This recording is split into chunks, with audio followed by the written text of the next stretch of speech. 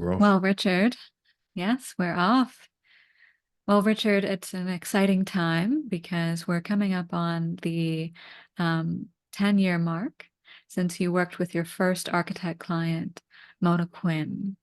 So today we're going to focus on her hero's journey and likewise yours as a leading architect marketer and our co-founder here at AMI. First, I'd just like to introduce myself. As you know, and as some of our viewers know, I am AMI's content editor and social media manager. I'm Sienna Heath. And Richard, if you'd like to take a moment to introduce yourself and what is your overall mission here at AMI? Yeah. So Richard Petrie, and the mission here for everybody in our team, as we discussed this morning, we're looking to be, I think we are, but we're looking to extend our ability to be effectively the world's best systems, strategies, and support for architects, small firm architects who are looking to win better projects. And that's what we're all about, is winning better projects, because an architect is only as good as the project they can win, right? So that's my background. What was the rest of the question? Oh, your overall mission here at AMI. I Oh, think you've touched upon it already in empowering ambitious architects of small firm owners in particular. it's helped them win better projects. So Mhm. we used to say marketing, but it's actually a bit more than marketing. It's also sales, it's scripts, it's everything to do with. I think if a lot of people would say, "Oh, marketing, sales," I don't like that. But then you say, "Well, what does that do?" Well, it helps me win better projects. Great, that's what will help you do.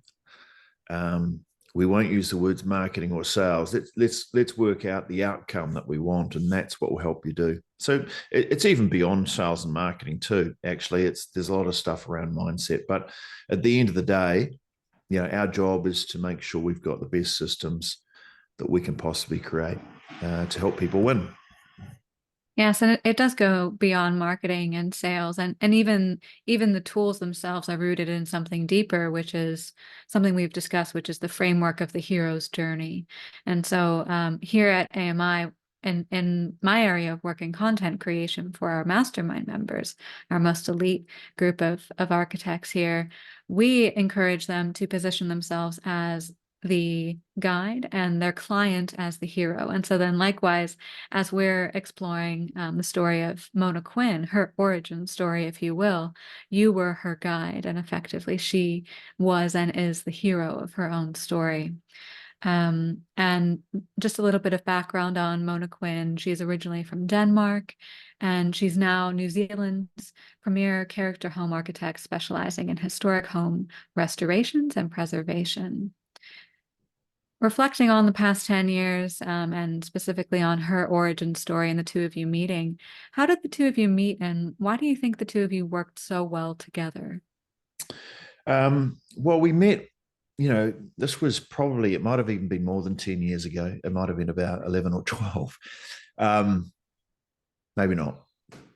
But I would run workshops around New Zealand on marketing for anyone selling big ticket, services. So real estate agents, could be lawyers, architect. There was only one architect. She was the first that ever came, actually. But we had recruitment companies, we had private investigators. I had all these people on my programs.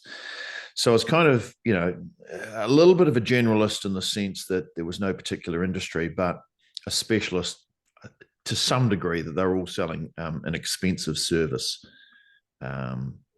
usually.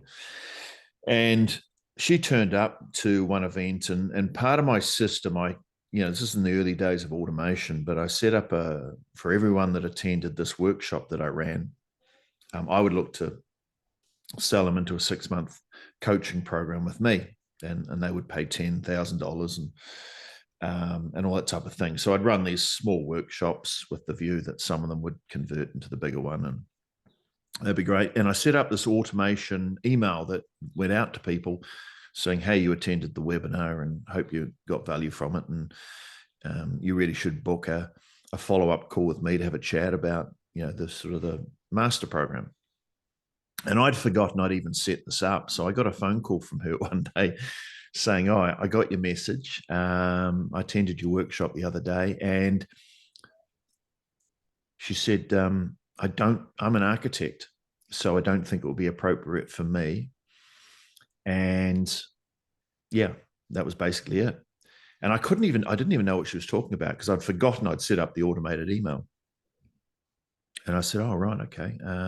Well, that's a pity it won't work for you. What won't work for you?" She said, "Oh, the coaching." "Oh, right, the coaching. Oh, right. Won't work for you. Why was that?" Because I'm an architect." "Oh, you're an architect. Right. Okay." She said, and I was going to say, "Oh, okay, fair enough. I don't know how different architecture is from everybody else who's selling a big ticket item, but because I was so caught unawares, I was just going to go, "Okay, fine. Thanks for calling me." And she said, "But you might as well run me through the coaching." And, so it was hardly a hard sell or anything. And I said, "Oh, right. Okay, it goes like this. We meet once a month and we go through this coaching thing, and you pay me some money, and that's how it works." And then she finished the call. Well, we got to the end of the call, and she said, "Oh, well, I might as well do it." Oh, she said, she gave me two reasons. One, I'm an architect, and two, I can't afford it. And by the end of the call, I just ran through what we did, and she said, "Okay, well, I suppose I should do it." And I said, "Oh, okay." And anyway, she did. So it was kind of a very inauspicious start. She thought she couldn't do it, and I didn't know what she was talking about. But anyway, by the end of the call, she had a coach and I had a client, and we started working together for 6 months.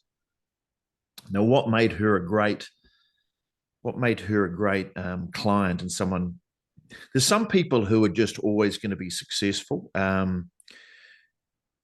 You can help them be more successful faster, and what I mean by that is that I can always tell who's going to do really, really well from our program. I mean, there's a lot of people who do well, but then there's some people who are superstars. And the superstars are the ones that take action really fast. And I remember giving her in one of the early coaching sessions, we mapped out a thing, and she would have her iPad and she would take her action plan every time we met, and she would go through that. And one of the things I said is, you should go and speak to this lady Prue in the Wairarapa, and she runs a real estate company, and she worked with me a year ago, and she was doing this and that and that, and you should go and have a chat with her, because there's a lot of things that I think we should get you doing, that by chatting to her you would see what she had done. And that was one of the things on her checklist. And I happened to be out in Wairarapa, which is like an hour and a half away from where we both lived, and I was walking along the main street for some reason. I'm not sure what I was doing there. And I ran into Mona. And I said, "Mona, what are you doing here?"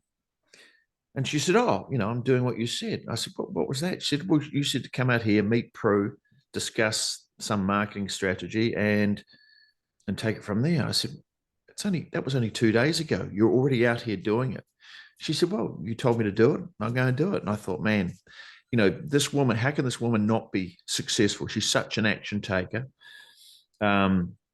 So I'm not sure what the question was, but that's the answer.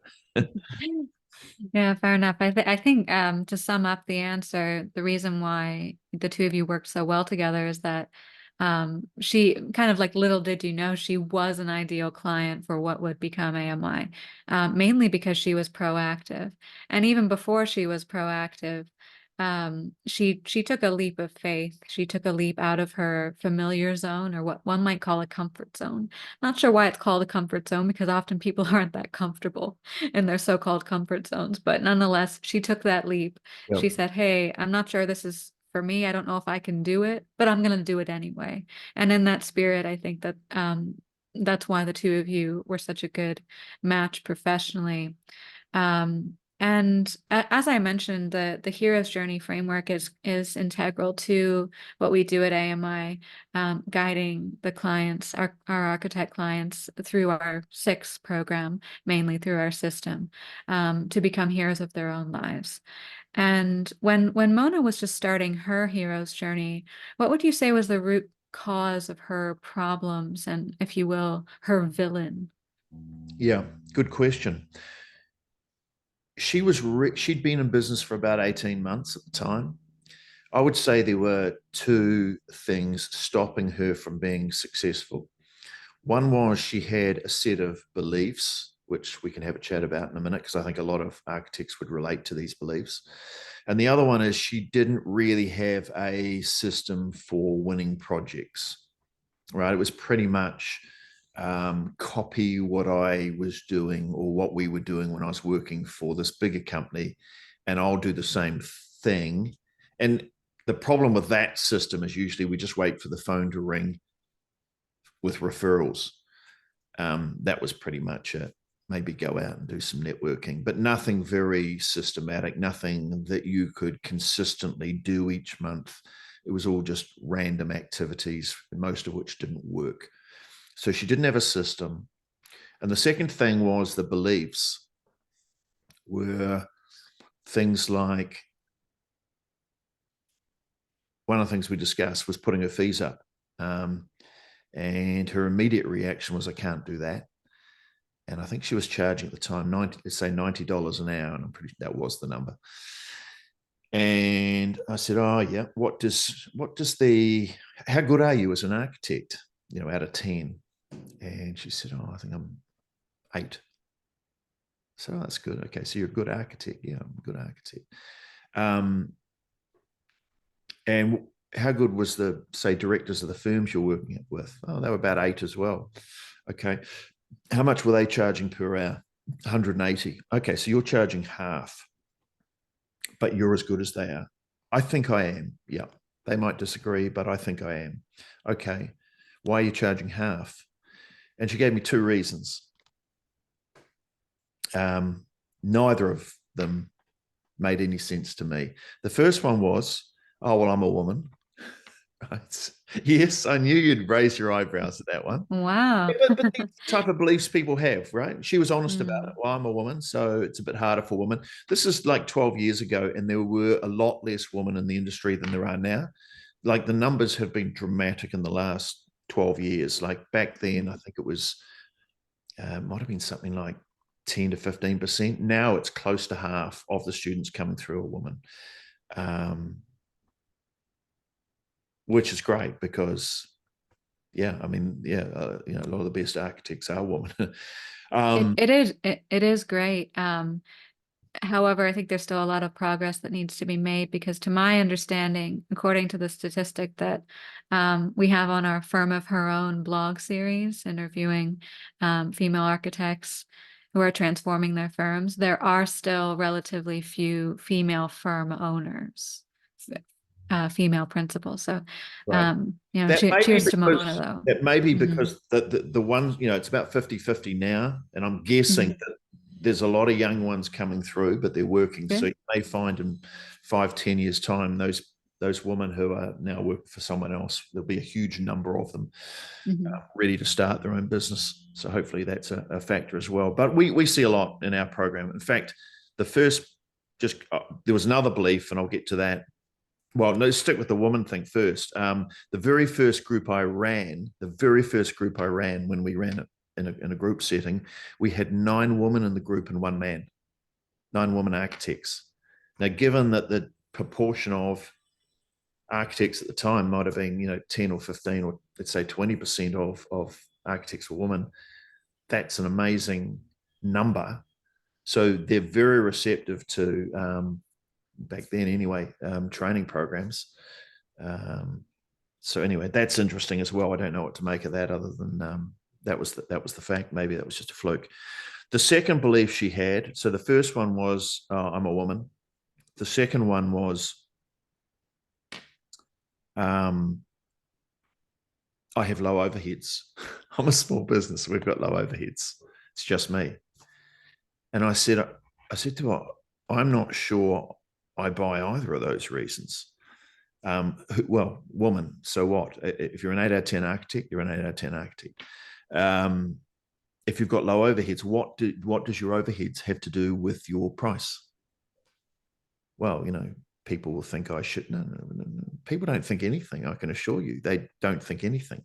Why should your overheads have any bearing, or your sex have any bearing on the fees that you charge? Anyway, she reluctantly agreed to put her fees up to, we didn't want to stretch it. She was uncomfortable already. But that day she agreed, after being bullied into it, that she would put her fees up to 120 to start with. And I said, really, we should be looking to move up to 150 as fast as possible. But anyway, she put them up to 120 and noticed it made no difference at all. Well, yeah, it made no difference at all. So, she was effectively discounting by about, 25, 30% based on a couple of beliefs. She gave herself a pay rise. And in fact, when you think about what overheads you do have, by raising your fees by 30% or a third, that's profit. So that might double your profits, which makes a huge difference to a small firm architect. So, those were the two things. There were some beliefs which needed to be fixed, and there was lack of a system. And so we went about building a system for her based on what I'd already been doing. But obviously the architecture process is a little bit different, and we kind of crafted the very first system specifically for architects. And because she was such a good implementer and used a lot of her own common sense, she guided me to some degree on each of the steps. But we ended up coming up with something that effectively worked first time. And really the system that we're using now, it's similar to what we did then. It's obviously been refined and there's a lot more holes filled in, but it's still the same principles and high level steps as we did 12 years ago. Beautiful. And we see time and time again that often the villain or the root cause of an architect's problems is actually internal. And when you discover that the root cause is perhaps a false belief or a limiting belief system, in a way, it makes it all the more empowering, that process of becoming a marketer first and an architect second. Looking at our system and our philosophy more broadly, what does it mean for you to encourage an architect to become a marketer first and an architect second? And what does that look like? And why would you say that, despite maybe an architect pushing back and saying, well, I went to school for architecture, of course I'm going to be an architect first. What would you say, or how would you respond to that objection? Yeah, you're going to be an architect first if you want to be an employee your whole life, or a poor design firm owner. If you actually want to make money in architecture, you've got to run your own business. And anyone who's in business knows that to make money to be an architect, you need to be able to sell projects, right? That's the first thing that happens. You don't just do design projects. Now, a lot of people think, oh, I'm a small firm architect. Last thing I ever want to do is be selling and marketing. Well, it's not optional. Yeah, it's not an option. You may get by for a period of time on referrals and word of mouth, in which case, you may think you don't have to do marketing, but you're going to get to a point in time where the referrals and word of mouth, you're going to get tired of those, because usually either the quality of them or the quantity of them isn't where you want to be to earn the income that probably you deserve. If you're a 7 or an 8 out of 10 architect, then you deserve to be earning 7 or 8 out of 10 fees, right? And if you just rely on referrals and word of mouth reactively, then you're not going to earn what you deserve. So you do have to. And the interesting thing is we've had a lot of people from this program who used to work for larger firms and larger New York firms and London firms. We've had people who work for Foster's and some of the top architects doing skyscrapers in New York. And they both, all of them say, when you work for those firms, you may look like you're not trying to win new projects and you're trying to be cool by just sitting there and everyone comes to you, but they are hustling. They are working their butts off. They have tender writing proposals teams.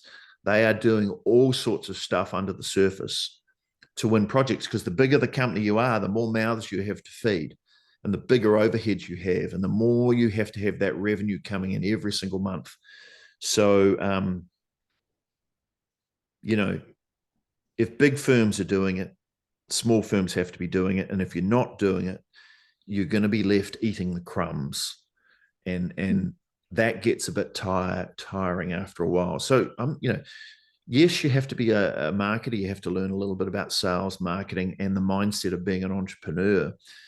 But once you get it, it kind of it feeds itself. It becomes a lot easier. And when you're winning better projects, and which usually means a little bit bigger, with bigger fees and more fulfilling work, often what architects find is they can work less if they want to. They can either scale or they can take on less projects because the projects are bigger and better. And if you're an architect doing, let's say you're a one-person architect and you might be doing 10 or 12 projects, some of them renovations and things like that, you are busy, right? You are busy, but you are not rich, right? And you may not be getting ahead. You're surviving, but there's a difference between surviving and thriving. Now, you could be the same one-person firm. I've got one guy he only does one project a year himself. He does have a team, the rest of his teammates do things, but he does one project a year, but it's a big one, right? Now, it's big, and he does the interior, he does the design, he designs the furniture, right? So it's a complete custom thing. So he's in Europe. But even so, comparing doing 12 and working your butt off, and not earning great money, what about if you did 5 a year, right? And these projects are twice the size or twice the value, right? That's a very different firm that you're running. And yeah, you could still do 10, but you might be able to hire someone else to do the other 5. So, like, sales and marketing, forget the word because it puts a lot of architects off. I don't want to be salesy. Look, the other way of looking at it is you just have to have the ability to win the projects that are worth winning, right? An ability to win them. And that's the key. That's the key. So you need a system, ideally. You want to be able to do something methodically and consistently every month. You certainly need the mindset, because the thinking that our members have is definitely different to what they have when they come into the program. So that changes. And well, those are the 2 things. You need a system, you need a mindset, and you need to take action. So that's pretty much it. Right. And anyone watching who is interested in our system can click the link in the description below and sign up for a game plan call. For those who don't know, our program is called the 6 program, the Sunshine Island Express. And also I'll put in the description the link to our beautiful case study that you can watch. It's just 6 minutes long, which follows the beginnings of Mona Quinn's journey. And if you're curious about the origin story of AMI itself, feel free to check out my interview with Eric, our co-founder, which will also be in the description. We recorded that on our 10th birthday a couple of years ago. Cool. Hey, thanks, Sienna. I really enjoyed discussing this with you, and yeah, appreciate it. Likewise, Richard. Happy New Year to you.